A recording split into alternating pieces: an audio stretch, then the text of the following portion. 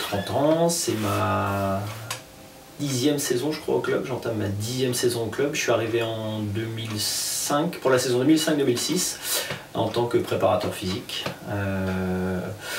Je suis arrivé l'année où c'était Christophe Herman, le coach. J'ai joué à Bagnols, j'ai joué à Nemours, j'ai joué à Montargis, j'ai joué un peu à Sénart, puis j'ai fini ma carrière en équipe 3 en mai sur un fabuleux match à Bray-sur-Seine. Donc voilà mes faits de gloire. Et puis après j'ai surtout entraîné, j'ai commencé à entraîner à Soupe, j'ai fait Soupe, j'ai fait Sénart, et puis j'ai fait Le May, j'ai entraîné aussi à Nanterre sur la Pro B en tant que préparateur physique. J'ai champion d'Île-de-France avec les Benjamines de Sénart. J'ai gagné une coupe de Seine-et-Marne avec les minimes de Sénart aussi, filles. J'ai gagné une autre coupe de Seine-et-Marne avec les cadets. Après, l'année dernière, une coupe de Seine-et-Marne avec l'équipe 2-1, quand on a fait le petit mix équipe 2-1. Et une finale, une accession, une montée en National 2 avec donc le May, une finale de Coupe de France avec Vanves en tant que préparateur physique et une finale de Coupe de France avec Nanterre contre Pau en tant que préparateur physique et assistant.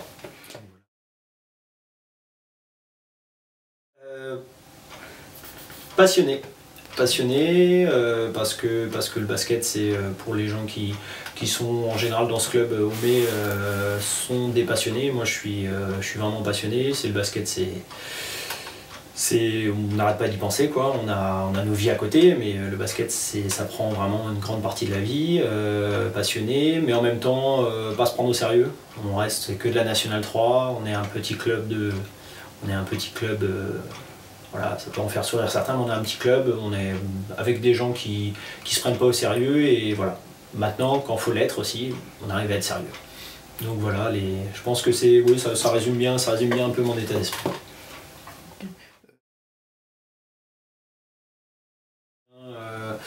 J'aime bien arriver avant, préparer les maillots pour les mecs. Même si on a un peu les rookies qui sont bisutés, qui transportent les maillots, qui transportent les gourdes, les maillots. Moi j'aime bien préparer les maillots, les plier, les donner aux mecs. Ça c'est mon petit rituel, ça me permet de rentrer dans le match. Et puis après, observer l'adversaire. Est-ce qu'il y a des joueurs majeurs qui manquent? Parce que souvent je me fais charrier un peu par les joueurs, c'est que je les prépare toute la semaine pour un joueur et puis finalement ce joueur n'est jamais là. Donc ça c'est ma grande spécialité. Mais je progresse. Donc non, voilà, genre de choses. Après discuter avec le coach adverse quand celui-ci veut bien discuter, parce que des fois il est aussi dans son match. Donc voilà les petites façons de préparer le match. Dire que ce sont les joueurs qui décident. On s'est fixé en début de saison des objectifs. Ces objectifs, on peut les atteindre puisqu'on s'était un peu donné, en gros, jouer le haut de tableau autour de la 5e place. Là, si on bat Charenton samedi, on se retrouve 6e. Maintenant, ce sont les joueurs qui décident. C'est est-ce qu'on a envie ou est-ce qu'on fait comme le week-end dernier, on se décide de jouer seulement une mi-temps, on laisse une mi-temps passer. Donc c'est un peu difficile. Maintenant, la fin de saison, là on a enchaîné deux réceptions de suite, donc ce sont des matchs à domicile, il ne faut pas les lâcher. On reçoit Bouvieux, après on se déplace à Ouascal, on se déplace pour la dernière journée, on se déplace à Saint-Quentin, donc ce sera 2 déplacements très complexes. Donc au moins rentrer les matchs à domicile et après à l'extérieur, c'est toujours, de toute façon on y va toujours pour faire un coup, pour tenter de remporter, mais c'est vrai que c'est beaucoup plus difficile de remporter les matchs à l'extérieur qu'à domicile. Contrôle le rebond, ça vous savez le faire. Maintenant, c'est vous. C'est vous qui avez le ballon, c'est vous qui êtes sur le terrain. C'est à vous de transformer tout ça.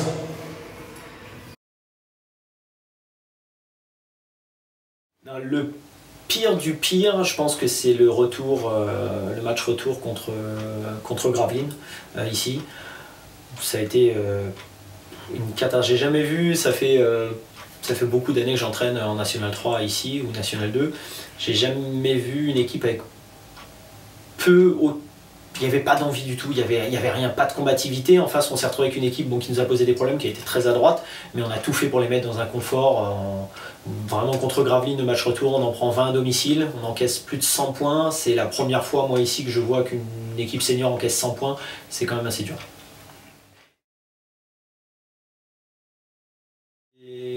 celui de Saint-Maur, dans l'état d'esprit, à Saint-Maur, la victoire à Saint-Maur, c'est un match important, on n'était pas très bien, mais on est resté solidaire, on est resté ensemble, une valeur qui me parle, moi, et quand à un moment on est dans la difficulté, c'est plus que le talent, ce sont les valeurs un peu de combativité, d'être ensemble, de se battre pour l'autre qui font que c'est intéressant. Donc ce match-là, et après, j'ai bien aimé, j'ai beaucoup aimé Margny, parce que pareil, on revient d'un peu de nulle part à domicile, et puis collectivement c'était assez abouti, donc j'ai vraiment apprécié. Donc ouais, ces deux matchs-là, à Saint-Maur, et puis Margny chez nous. Le week-end, quand on fait quart de finale, demi-finale de Coupe de France, le trophée Coupe de France, donc c'était en 2006-2007, donc c'était à l'époque où il y avait tous les anciens méens, Macan Traoré, Gérard Nicolas, Damien Jacquard, il y avait Rodi Jarny, Riyad Agoun, Alexandre Silva, il y avait les jeunes déjà à l'époque, il y avait Damien Cocolle et Kevin Casoli qui étaient là et qui sont des joueurs que j'apprécie vraiment. Et puis humainement, il y avait un coach, on était un staff qui était... humainement, c'était vraiment hyper enrichissant parce que c'était Christophe Colomé, l'entraîneur, quelqu'un avec qui j'ai encore des contacts téléphoniques, et vraiment, humainement, c'était vraiment ce week-end-là où on est passé du rire aux larmes, où on bat Juvisy en quart de finale d'un point la dernière seconde, et on est presque champion du monde, et le lendemain on perd dans les dernières secondes contre Gris, et là on est 36e dessous jusqu'à la fin de saison, quoi. Dans ce club, mais on va dire la descente, la saison de National 2, quand on descend, c'est un crève-cœur parce que voilà, il y avait tout ce qu'on a pu faire, tout ce que les joueurs ont pu faire, c'était un peu vain, et donc derrière c'est un petit peu difficile de repartir.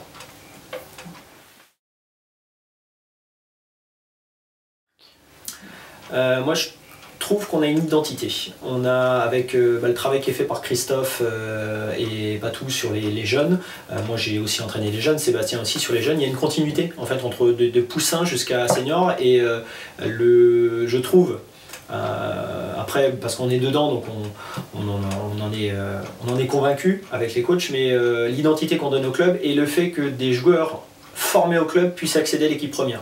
Quand je vois des gamins comme Kevin Casoli, qui portent les couleurs de la National 3, de l'équipe première. On a eu Lario Silva qui, pareil, a commencé très jeune au club. Damien Cocolle, pareil, qui est resté des années en jeune avant d'accéder à cette équipe première. Voilà, on a toute cette ossature. Maxime Mignondo actuellement. Ouais, cette identité-là où, en gros, on forme des joueurs.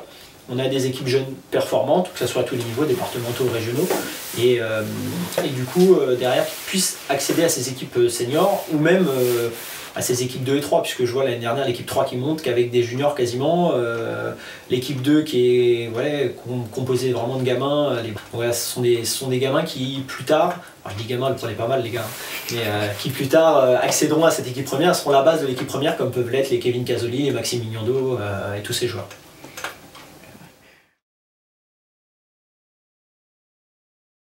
Oui, je me suis pas posé la question. Quand j'ai repris l'équipe, on descendait juste de National 2, et moi la condition pour que je reprenne l'équipe, c'était garder une ossature de joueurs cadres sur des postes clés, un poste 5, un poste 1. Donc nous on a eu la chance que Sébastien Collet arrive, ça a été vraiment le... Ouais, je pense qu'on ne fait pas toutes ces bonnes saisons quand on n'a pas un poste 1 de qualité comme Sébastien, et à l'époque c'était Gérard Nicolas qu'on gardait sur le poste 5, et tous les ans je m'efforce moi de garder cette ossature et autour d'ajouter des jeunes, donc les Damien Cocolle, les Lario Silva, les Maxime Mignondo, Christopher Dessau, Brian Niati, etc. Donc tous ces jeunes qu'on a petit à petit qu'on intègre, après ils partent, ils viennent, je vois Rosaire Malonga qui est parti maintenant à Boulogne en Espoir Pro A. Voilà, ce sont des jeunes qu'on intègre, après avec plus ou moins de réussite, hein, on n'a pas la science infuse, mais voilà, on arrive à faire jouer tous ces jeunes. Un joueur, Macan Traoré, j'aimerais qu'il revienne parce que la boucle sera bouclée. C'est quelqu'un avec qui on a de très très bons rapports, d'excellents rapports. Donc là, oui, c'est un joueur, j'aimerais qu'il revienne. Oui, mon club de cœur, puisque moi je suis du Maine-et-Loire, donc c'est Cholet Basket. Donc quand j'étais gamin, on allait voir les matchs à Cholet Basket avec les Rigodo, les Ostrowski. Moi je me souviens encore de sacrés joueurs à l'époque où la Pro A avait des Américains de très grande qualité. Et puis après, mon deuxième club de cœur, on va dire, c'est Nanterre.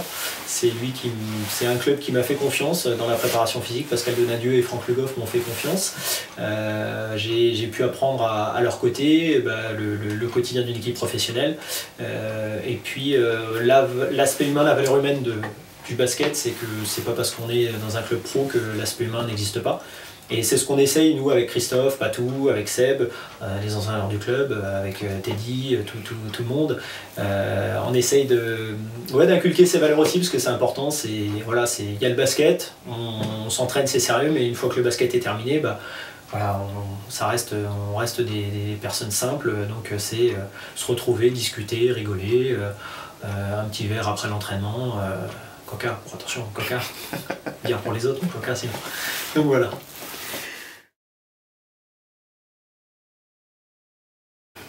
Jordan, Michael, c'est la génération, on en discutait encore avec les joueurs, c'est que depuis Jordan, c'est de pâles copies, dirons-nous. Et non, Jordan ça reste. Après, on va dire côté chauvin, Tony Parker, parce que français, parce que joueur monstrueux. Volume de jeu hyper impressionnant, et puis mine de rien, il porte l'équipe de France, et voir le basket français gagner des titres, les équipes de France gagner des titres, ça fait toujours plaisir. Ça fait toujours plaisir.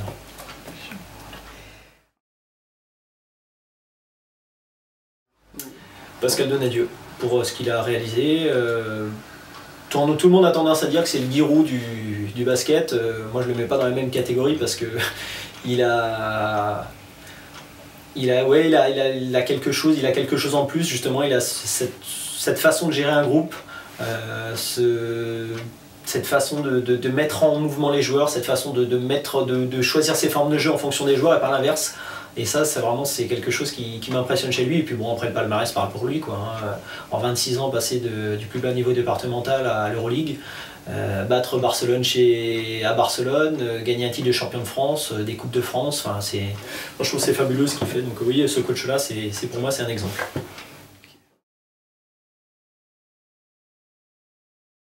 Oui, les équipes espagnoles en règle générale, ou le championnat espagnol, moi c'est un style de jeu que j'apprécie beaucoup, c'est énormément porté sur l'attaque.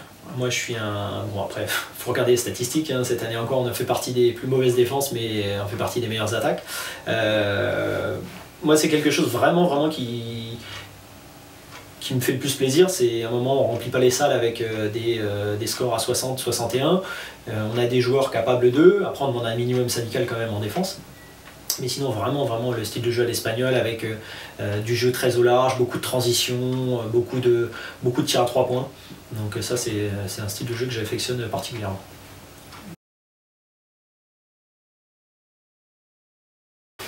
Si j'y arrive, ma réputation me précède.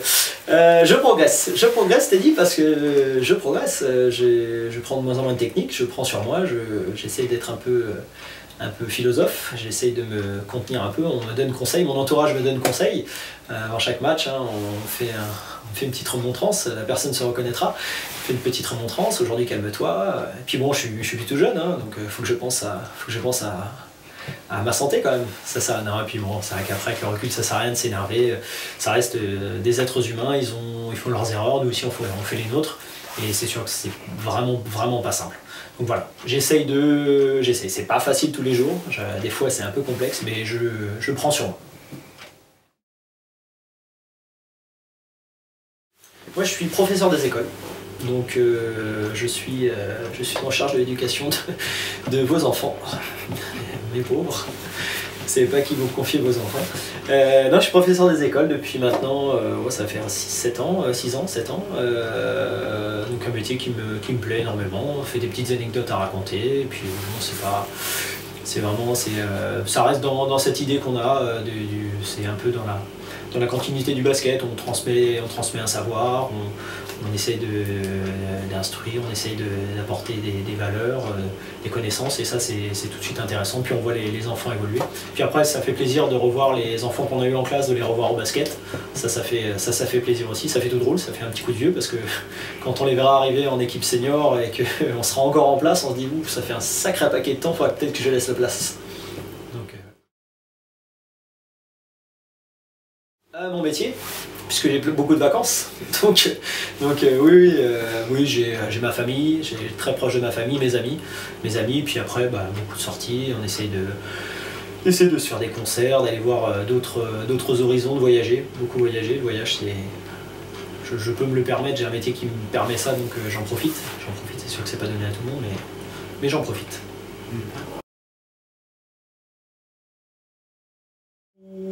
Prenez exemple sur Brian, sur Christopher, sur Kevin, sur Maxime, sur Hilario quand il revient, Rosaire, tous ces jeunes qui sont passés par les équipes Benjamin, Poussin, Minime, etc. Ils ont fait leur chemin, ils ont fait leur bonhomme de chemin, et puis sans être forcément des joueurs, je prends l'exemple, Brian tu m'en voudras pas, mais je prends l'exemple de Brian qui n'est pas un joueur très talentueux au début, mais c'est un travailleur, il a l'envie, et petit à petit il grappille, et puis finalement il commence à s'imposer comme un joueur qui fait partie intégrante de l'équipe première, la rotation, et quand il est en équipe 2 c'est un joueur majeur.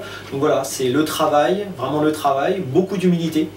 Parce qu'on a tendance, avec les jeunes, on a tendance à très vite se prendre pour ce qu'on n'est pas. Donc beaucoup d'humilité, beaucoup de travail, et puis on a la chance, mais vraiment la chance d'avoir des entraîneurs comme Christophe au club qui a joué en National 2, qui a connu la National 2, qui a quand même une connaissance du basket, et il officie sur les jeunes, donc prendre appui sur ce genre de personnes. Sébastien qui a un passé professionnel, qui a été un très fort joueur professionnel, et voilà, quand on côtoie à l'entraînement, en match, un joueur comme ça, enfin, tout est bon à prendre. Même David Hickman, pareil, qui a connu les très hauts niveaux, que ce soit aux États-Unis ou en France, puisqu'il a joué en Pro B.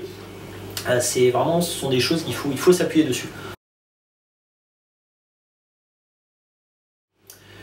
Longue vie au club, et j'espère vraiment de tout cœur que ça fait maintenant 10, 11 ans, 12 ans qu'on est... c'est 11e saison au championnat de France. J'espère qu'il y en aura beaucoup d'autres derrière, et que beaucoup de titres comme l'année dernière, parce que ça, c'est des saisons comme ça fait toujours plaisir, on se dit qu'on ne travaille pas pour rien.